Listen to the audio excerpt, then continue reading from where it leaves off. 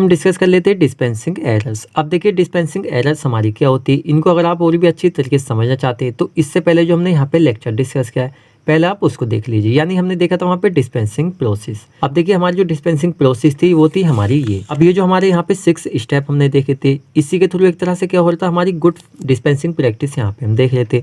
हमारे जो एक तरह से डिस्पेंस हो रहे हैं क्या चीज़ हो रही है, मेडिसिन जो हमारी प्रिस्क्रिप्शन में वो अच्छी तरीके से हो रही है। लेकिन ये जो हमारे 6 स्टेप है, बाई चांस इसमें हमसे कहीं से मिस्टेक हो जाए, मिस्टेक कहीं भी हो सकती है, उसको रीड करने में, उसको पढ़ने में, या हमसे क्या हुआ हमने अच्छे से पढ़ा लेकिन जब हम दवाई प्रिपेयर कर रहे हैं, मान लीजिए हमने दवाइयाँ उठाई, हमने गलत दवाई ले ली, हमें एक तरह से नॉलेज नहीं थी, इसलिए कहते हैं ना कि रजिस्टर्ड फार्मासिस्ट होना चाहिए, एक तरह जो ट्रेंड हो साथ ही में क्वालिफाइड हो। तो ये जो एक तरह से हमारी एरर हो रही है वो इन्हीं 6 पॉइंट में हमसे हो रही है। अब कहाँ पे हो रही है ये तो यहाँ पे हम इस टॉपिक में देखेंगे। डिस्पेंसिंग एरर सीधा सीधा हम कैसे, वितरण त्रुटियाँ इसको हम हिंदी में कहते हैं, यानी त्रुटियाँ कहाँ हो रही है, हमसे डिस्पेंसिंग में हो रही हैं। तो चलिए देख लेते हैं।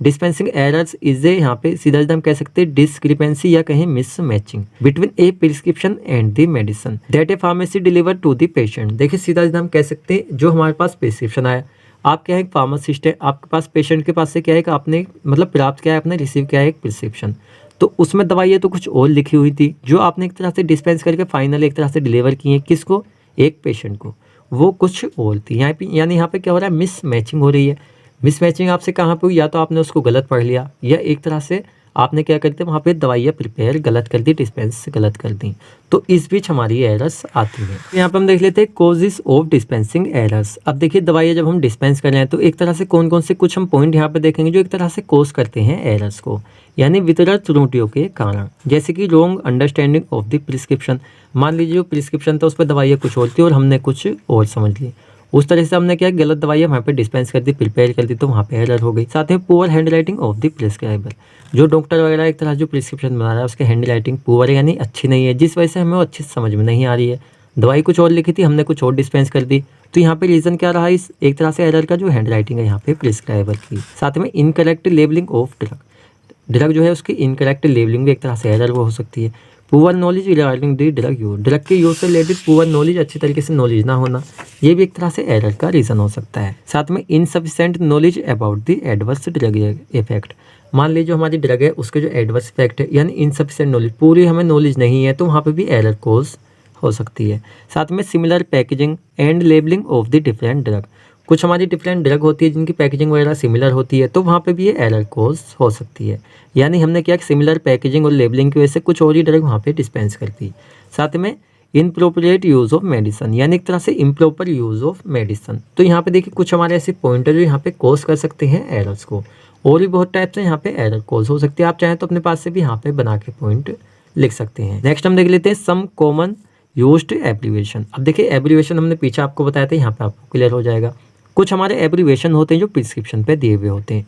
अब ये दिए हुए क्यों होते हैं, इससे फार्मासिस्ट समझ सके और फार्मासिस्ट एक तरह से लेबलिंग वगैरह जो करता है इंस्ट्रक्शन निर्देश दे सके पेशेंट को। जैसे कि सीधा सीधा यहाँ पे हम समझे जो एक प्रिस्क्रिप्शन है उसके ऊपर हमारे एब्रीविएशन ये लिखे हुए हैं, लेकिन हमने इनको कुछ गलत समझ लिया, इस वजह से हमने पेशेंट को गलत समझा दिया, तो वहाँ पे भी एरर्स ये हो सकती है। या आपने एक तरह से उस पर जो इस तरह का लिखा है वो आपने गलत लिखा है, तो ये भी एक तरह से आपको नॉलेज प्रॉपर नहीं, ये कुछ रीज़न यहाँ पे कॉज हो सकते हैं।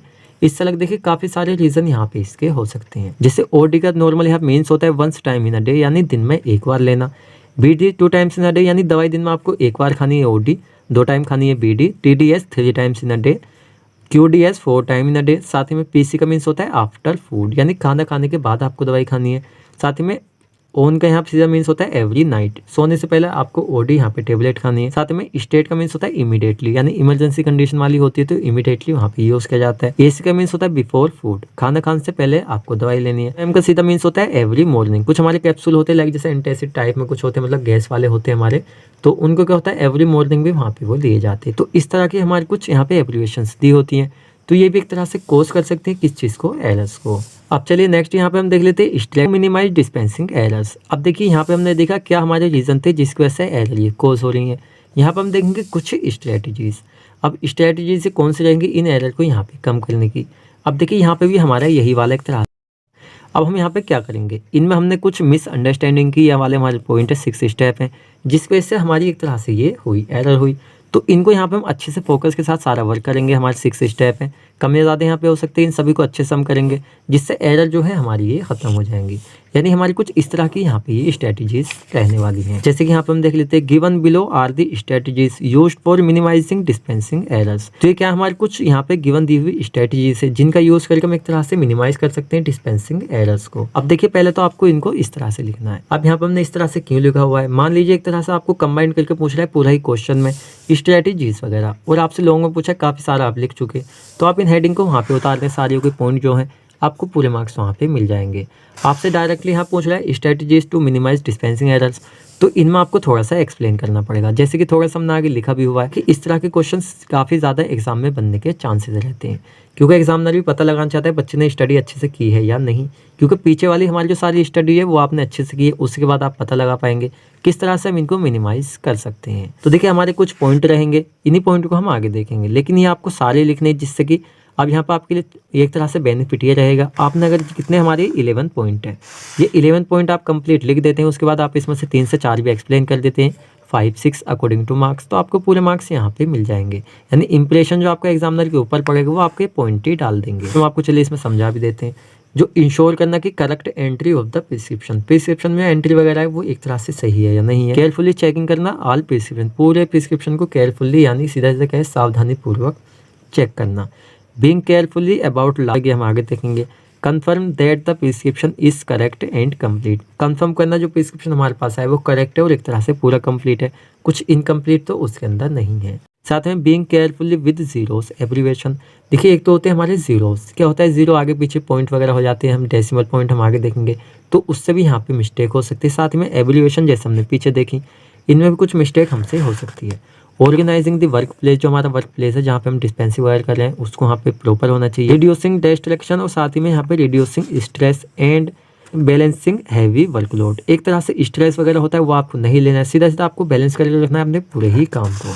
स्टोरिंग ड्रग प्रॉपर्टी, ड्रग को अच्छी तरीके से आपको रखना है। रोली चेकिंग ऑल प्रिस्क्रिप्शन, और साथ ही providing details patient counselling, patient को एक तरह से बात करके पूरी डिटेल वहाँ पे प्रोवाइड कराना या उससे पूरा लेना उस बीमारी से रिलेटेड जो उसको वहाँ पर है। अब हम देख लेते हैं पॉइंट टू पॉइंट थोड़ा सा डिटेल में। जैसे कि फर्स्ट हम देख लेते हैं ensuring correct entry of the prescription, सीधा सीधा हम कह सकते हैं जो पेशेंट की आइडेंटिटी वगैरह होती है, एक तरह से उसकी इन्फॉर्मेशन होती है पेशेंट से रिलेटेड या अदर जैसे दवाई से रिलेटेड थोड़ी बहुत इन्फॉर्मेशन वहाँ पे गलत हो जाती है, यानी हमें इंश्योर पहले ही कर लेना चाहिए correct entry of the prescription, जो प्रिस्क्रिप्शन पे एंट्रीज की हुई है वो सही है या नहीं है।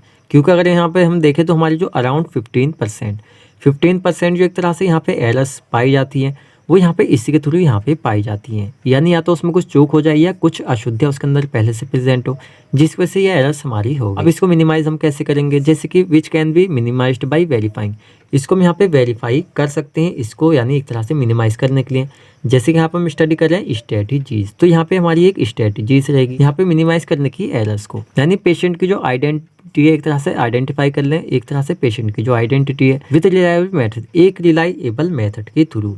वाइल एंट्रिंग, जब उसको हम एंट्रिंग करते हैं प्रिस्क्रिप्शन को किसमें, इनटू द कंप्यूटर, जब कंप्यूटर में एक तरह से प्रिस्क्रिप्शन को हम एंटर करते हैं तो उसके आइडेंटिटी वगैरह सब चीज़ हम वेरीफाई पहले ही कर लेनी चाहिए, उसके बाद हम उसको एंटर करें। इस तरह से जो हमारे एरर्स वगैरह उनको यहाँ पे कम किया जा सकता है। नेक्स्ट हम देख लेते हैं केयरफुली चेकिंग ऑल प्रिस्क्रिप्शन। अब देखिए हमारी जो प्रिस्क्रिप्शन है उसको हम केयरफुल यानी सावधानी पूर्वक उसको चेक करें, जो एक तरह से सारी उसमें दवाइयाँ वगैरह दी हुई हैं, जो एक तरह से कुछ इंस्ट्रक्शंस में दी हुई हैं जैसे OD BD, तो वहाँ पे वो इसकी एज सेक्स करें, सेक्स हम उसका चेक करें, यानी सीधा सीधा हम देख सकते हैं मेल है फीमेल है, उसकी एज चेक करें, उसके हिसाब से हम पूरे प्रिस्क्रिप्शन को चेक करें, रीचेक करें, कई बार चेक करें, उसके बाद एक तरह से हम प्रिपेयर करें, उसको डिस्पेंस करें।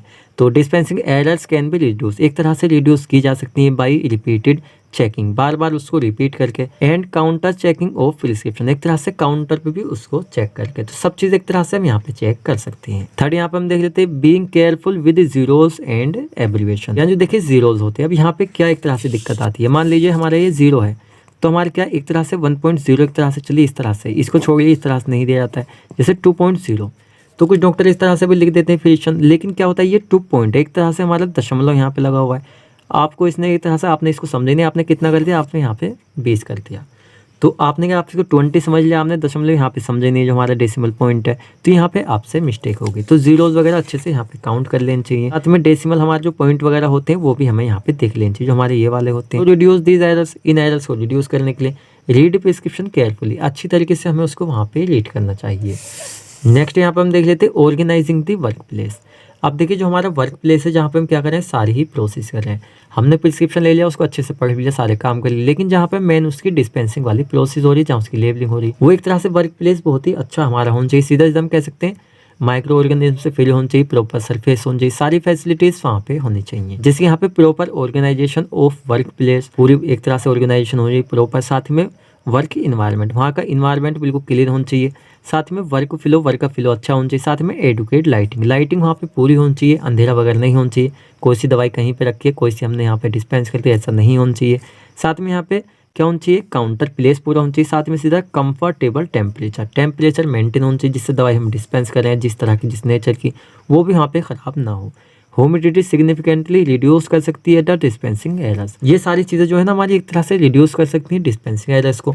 और ये पूरी यहाँ पे कंप्लीट है। तो लेक्चर कैसा लगा आपको कमेंट करके बताना है। साथ ही में अगर आप हमसे पर्सनली कनेक्ट होना चाहते हैं तो इंस्टाग्राम की लिंक आपको हमारे डिस्क्रिप्शन बॉक्स में मिल जाएगी। इजी फार्मा चैनल देखिए इंस्टाग्राम पे, जहाँ पर हम आपको फार्मा से रिलेटेड ही नॉलेज प्रोवाइड कराते हैं। तो आप उसको फॉलो कर लीजिए। आपका कोई डाउट है, पर्सनल डाउट, आप वहाँ पे हमसे शेयर कर सकते हैं। अगर आपको वीडियो लेक्चर अच्छा लगा है तो वीडियो को लाइक करें, अपने फ्रेंड्स के साथ भी शेयर करें। एंड आप हमारे चैनल पर नए हैं तो चैनल को सब्सक्राइब करें। मिलते हैं जल्दी ही आपसे नेक्स्ट वीडियो लेक्चर में।